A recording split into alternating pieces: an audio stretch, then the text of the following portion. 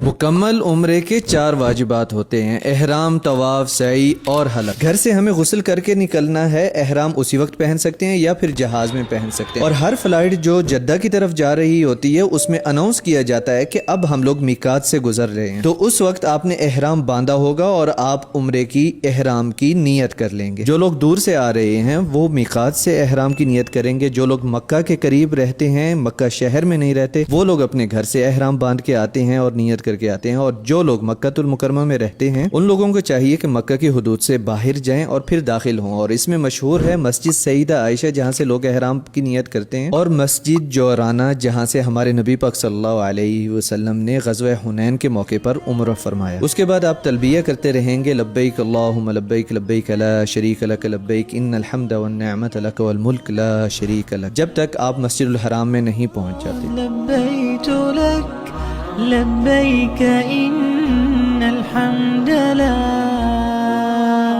मस्जिदुल हराम में आके काबा शरीफ की तरफ नज़र पड़े तो दिल भर के दुआएं मांगें और अल्लाह ताला का शुक्र अदा करें कि अल्लाह ताला ने ये अजमत वाला घर आपको देखना नसीब फरमाया। तवाफ शुरू करने से पहले मर्दों के लिए सुन्नत है कि वो अपना दायां बाजू निकाल लें एहराम में से। फिर आपने तवाफ शुरू करना है हजर अस्वद के सामने से अल्लाहु अकबर कह के और हाथ से इशारा करके। और जब आप घूम के आएंगे आपका एक चक्कर कंप्लीट होगा। इसी तरीके से आपने 7 चक्कर लगाने हैं काबा शरीफ के। और जब हजर अस्वद से पहले वाले कोने के पास आप जाएंगे, उस कोने का नाम है रुकने यमानी। वहां से हजर अस्वद तक आपने दुआ पढ़नी है, रब्बना आतिना फिद दुनिया हसनतम व फिल आखिरति हसनतम व क़िना अज़ाबन्नार। उसके अलावा तवाफ में आप तस्बीह व तहमीद कर सकते हैं अल्लाह ताला की, जो दिल चाहे आपका आप दुआएं मांग सकते हैं। और खास तौर पे लोगों का ख्याल रखना है, किसी को धक्के न लगे। तवाफ के 7 चक्कर पूरे करने के बाद आपने मकाम इब्राहिम के पीछे 2 रकातें इफादत तवाफ पढ़नी है। फिर सई की तरफ जाना है और रास्ते में जमजम पीना सुन्नत है। तो सफा पहाड़ी पे खड़े होकर किबला रुख होके आपने ये आयत पढ़नी है। उसके बाद आपने पहला चक्कर शुरू करना है सफा पहाड़ी से मरवा की तरफ, और रास्ते में जहाँ पर ग्रीन लाइट आएगी वहाँ पर तेज चलना सुन्नत है और वहाँ से आप मसनून दुआ पढ़ सकते हैं। तो तवाफ की तरह ही यहाँ पर तहमीद व तस्बीह करनी है अल्लाह ताला की और दुआएं मांगनी है अपने लिए। इस तरह आप मरवा पहाड़ी पे पहुंच जाएंगे और मरवा पहाड़ी से भी